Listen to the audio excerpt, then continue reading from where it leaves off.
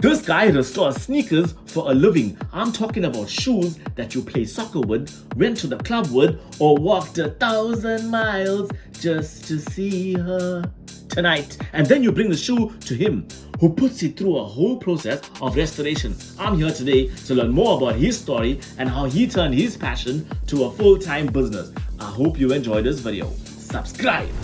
They say you can do anything you put your mind to. And I've been living by that for many, many years. So I'm here with my new friend, Nishkar, who you met in the previous video where we were there in Claremont. For the cars. But you told me, I asked you, hey, you're not graphing today, you reckon you got your own thing going on. Yeah, but yes. And you said that you do restorations on sneakers. This is basically like some of the stuff that I've got in for the week. So these are some are midway through restoration, some are fully restored. So something like this would sit at the back of someone's cupboard. Would be. So this is like a couple years old now. Yeah, this shoe is about. The owner told me this is about 10 years old, and he hasn't used it for 3 years because it's been in this condition. I'm in the same situation. I've got so many shoes in my cupboard that's just parking there. You know what I mean? I should have brought 1, 2 pairs. Yeah, not in my cupboard in the garage. So how did you start this business? Because it's very unique, right? To do this for a living. And obviously we know the guys, they are very passionate about their shoes, etc. You know, people take this thing personally and everything. You know what I mean? Yeah. So how did it start? Okay, so basically I've been a sneakerhead my whole life. Right? I've been collecting sneakers since I was about 13 years old. And then as time went on, there wasn't really a major thing in my life. I used to work in retail. Yeah. I was a perfume specialist for a long time. Then I switched over to working in a mechanic shop with my friend, building drift cars, race cars and stuff like that. Okay. And then unfortunately I got injured and then I had to leave. So I've got an issue with my neck that I'm currently sorting out.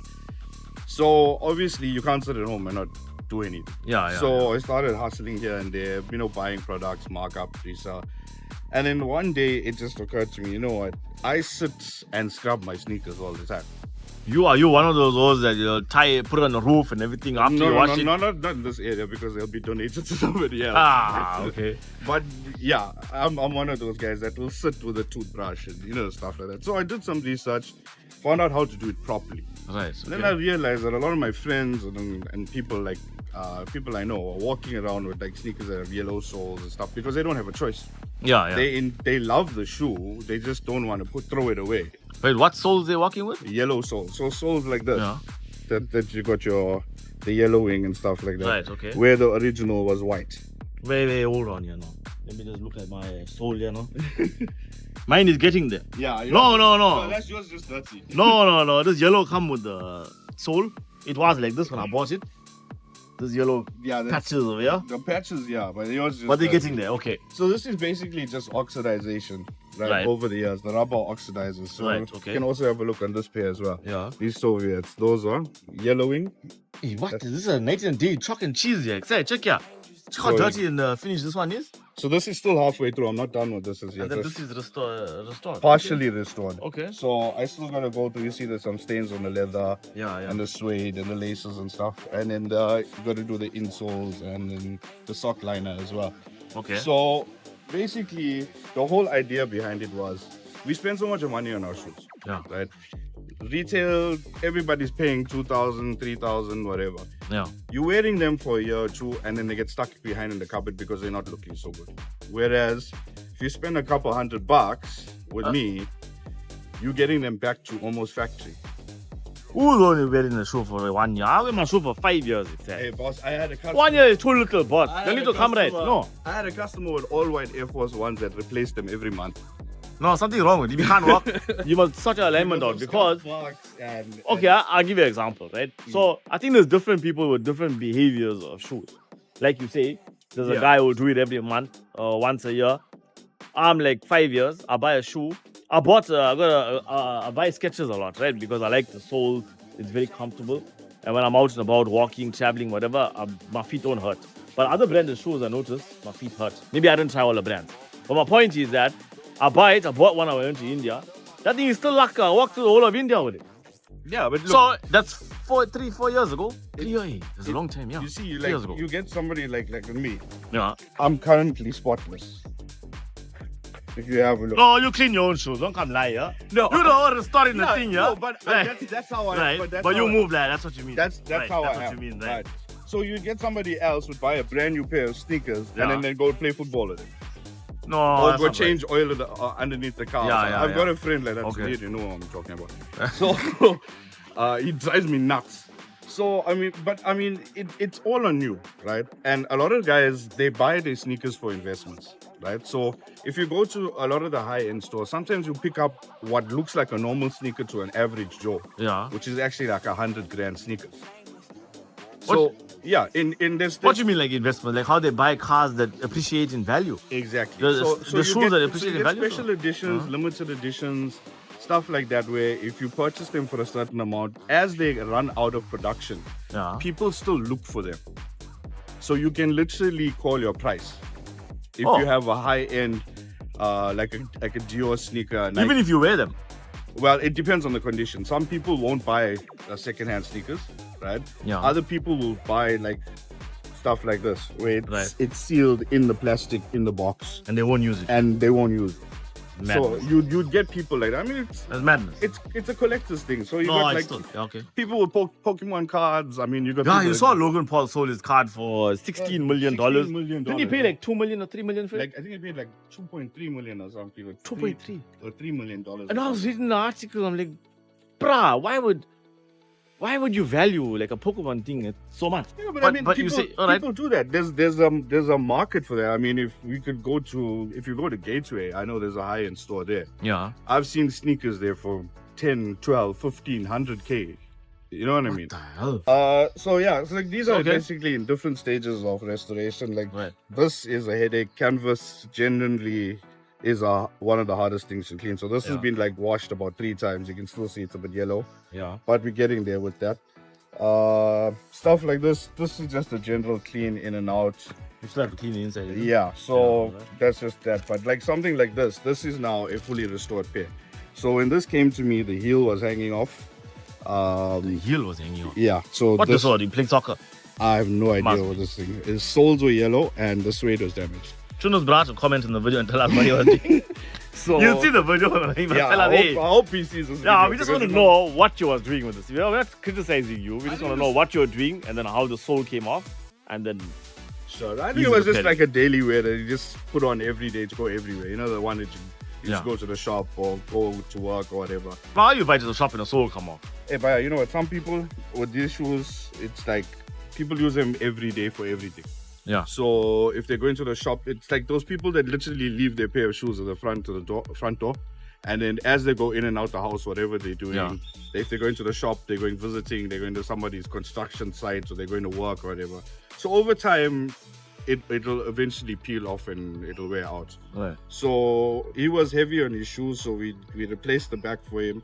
We did some cleaning up. We cleaned up the suede for him as well, and the leather we treated, and then.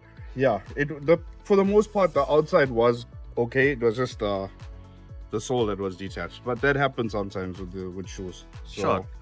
All right. Well, I'm fascinated, bro, because what I like about your story is that this was like your passion. Well, taking care of your own shoes, growing up your entire life, and you turn that into an income source. Yeah, well, look, sometimes you have to improvise, and it's not the normal ways of making money that makes you money. I mean, I've always been an entrepreneur my whole life, and I've always been looking for ways to make money. So this just seems like a natural progression. Yeah. I mean, you found a niche kind of market. You know what I mean? No, Luka, so what's the process now with you now? Like, if I got a shoe now, okay. So basically, what you do is you get in contact with me. Obviously, you post my details on. Details are up in the video. So via my social media or my phone number, you would take pictures of the shoe and send it through to me, so I know exactly what I'm working with. Right. Then I'd give you a price over the phone, which is generally for a clean, you're looking at 150. But a full restoration job with the anti-yellowing, etc., I usually charge about 450. Okay. It's a little bit more for anti-yellowing. Is that like a substance that you put on the? It's basically like a sole sauce. It's a liquid that we put this through. We cover this with cling film and we stick this under the UV light. So guys, this is my little workstation. And that's my shoe dryer on the table there at the moment. So the shoe on the right is completely wet and soaking. And now this allows me to work on days where it's overcast, colder days, where it's raining, especially at nights as well. So this pumps out 48-degree air throughout the shoe, as well as UV sterilizing it. And that helps me dry the shoe up in what would take a good couple hours in the sun. It takes about 60 minutes or 30 minutes here. Works on a timer. As the timer clicks off, I know the shoes are ready, then we can move over to the next process. Now we just apply the chemical along the sole using a brush to all the places that we want to whiten up. We're just going to do this back end of the sole for now for demonstration purposes. After that, we wrap the shoe in plastic and we mask off the areas where there's openings, so that the plastic sits tight to the shoe. Next up, what we do is we just leave the shoe in the sun, or you can leave it in a UV box with the UV light. I prefer to leave the thicker boots in the sun, and we'll check back in about an hour. So this one has set for 4+ hours in the sun. You can see it's nice and white underneath as well. And that's how the other pair would end up after some time in the sun. It does require multiple passes, or multiple stages in the sun. It's tedious, but it takes some time, a little attention to detail, and some patience. How we whiten the soles. So this is before. You can have a look at that. So this was under there for 6 hours, whereas this was 2 hours. Okay. So you can see the difference in the finish. But it comes out white like that, and it will last like that for a good couple of years. So it's a deep, intense chemical process. It is a bit tedious. Like, you are sitting with a pick going through, taking stones out of the stuff. But I mean, look, it's something I enjoy. This is involved, like, okay, like you said, the sole was out. So even if people have shoes where the soles are out completely, etc., you stitch them all together, put it back together. That's the only thing I can't do is stitching so far. But hopefully by the end of this year I would be able to. Then I'm kind of teaching myself and getting the equipment, etc. But when it comes to like gluing your sports shoes and your little soles like this, where you've got these little issues like that, we can sort out. I got one all of that's not an issue. That's the side parts are all out. But the shoe is still graphic, still way there all the time. That's the thing. But it's sticking out. That was also another thing behind starting the business, is because I wanted to save people money. Yeah. Because I knew how hard it is to earn the money to buy the shoe. To buy another shoe for 3-4 grand. Exactly. You just repair it. Use it for a good couple of years, and then it sits at the back of the cupboard. When there is more life in it, you just need to know how to do it. Right. So I also fix a lot of mistakes that people do, like people cleaning their shoes with bleach and toothpaste and handy and toothpaste. Toothpaste apparently. What? I don't know where people get that from, but leather shoes are. Wait, what are you? Colgate, the white one. Must be Sensodyne or something. Sensodyne, the white one. Yeah. Aqua Fresh. Yeah. No, but I mean, look, it's all of those chemicals. They mimic the shoe cleaning chemicals, right? But they're not right. But they don't have the conditioners that are there to keep the material safe. Okay. You see, so after a while, you'll start noticing the paint will come off your leather. It'll start flaking. Then you'll end up with a big hole in your shoe. And then you basically have to throw them away. Okay. So, I've had people use Handy. But what about original Sunlight soap? I wouldn't recommend that as well. You see what it... It's not an all-rounder as we thought. No. That's going to dry out the leather. It's going to make the leather very tough. And leather is basically skin. So you wouldn't bath with these chemicals now. Okay, right. You know what I mean? Right, okay. A lot of these cleaners have conditioners in them. They have oils in them that refurbish the leather, replenish the oils, and give you that new look. Like a lotion, like a moisturizer, you know? Yeah. So you're supposed to moisturize your shoe. Like you say, it's skin. I never thought about it that way, huh? Okay. Leather is skin. So you have to nourish it after a while. So like I use a product called mink oil on this. It's a combination of waxes and oils. Right. So it nourishes the leather, waterproofs it, and keeps it clean. So later on, the stains and stuff don't get back onto it. Okay. So we do a lot of work like that. Also with guys with brand new shoes, they bring them to us because we have a hydrophobic coating that I do, where it's a spray-on coating, and we do about 2 or 3 coats, and that allows any fluid that's on the shoe to bead up and just wipe off. So it doesn't sit on the netting and get into the shoe. So this is like the same process when you buy a car. Yeah, like ceramic coating. Yeah, put a coating on it. I Okay. used to do detailing as well, so that's my other business that I also get involved in. So it's similar. It's a similar concept to that. And like I said, a lot of people nowadays are spending more money on their shoes. They're investing in it. So why not protect the investment? Okay. How long does it take, the process? Okay, so my turnaround time generally is about 2 days. Yeah. The reason being is I like to let the shoe to dry properly. Okay. Both, I've got a shoe dryer facility and I let it dry in the sun naturally. So that's where you don't get that moldy, musky smell from inside the shoe. Also, it allows the materials to dry in a natural way. So you're not stressing the materials out. So within 2 days, if you got a single pair, 24 hours, anything more than a single pair, you look at about 2 days. Okay. Full restoration, maximum 4 days, depending on the work that's needed. Because a lot of the glues need like 24 hours to cure, etc. So I'd rather take a little longer and give you back something that you're gonna use and enjoy than rush and give you back something that's gonna be subpar. Okay. Yeah, so like I said, it's my passion. So if you hand me a sneaker, it's almost like me cleaning my own sneaker. So I take pride in what I do, you know what I mean? So I will sit for hours with my music on my table, just I just remembered I forgot to bring my one pair. I told you about it. Yeah, you did tell me about it. I forgot. I got one. It was a brand new. I'm not gonna say what brand, but it was given to me. The company gave it to me to promote or whatever. Like, here's one. I use it once, and the back soles over here, the thing say pop out. I don't know. Anyway, I like to restore it because it looks nice. Yeah, but I mean that's why we call it Sneaker ICU, because I mean that's the name of the. That's the business. Yeah, Sneaker ICU. So we basically treat the shoes like a patient. Intensive care unit. And then no, it's supposed to be sneaker rehab, but anyway, it's fine. I'm just joking. Yeah, no, it depends. Why you didn't say sneaker ice? You'll come and jack their sneakers from their posy. Then deport them. Send it back to the origin country. Yeah, but we want the shoes, man. Oh, you want the shoes? So basically I just put a lot of love and care into what I do. I understand that it's people's hard-earned money. So as much as I wouldn't want the next person screwing me over for that, I don't do that. So but I mean it's my passion, like you said. I've got over 40 pairs of sneakers, so that's my thing. That's how it started. And hopefully we're hoping to get a shop by the end of this year.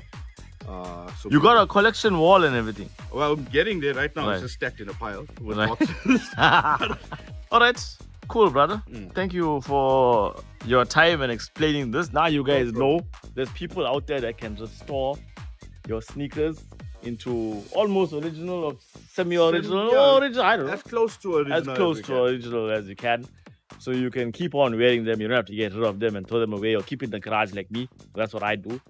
And if you need this brother's services, the details are on the video. Make sure you subscribe and put your comments there and tell us what you think about the shoes and what shoes you got. And even if you want something restored as well, we want to know. Luka. Sharp.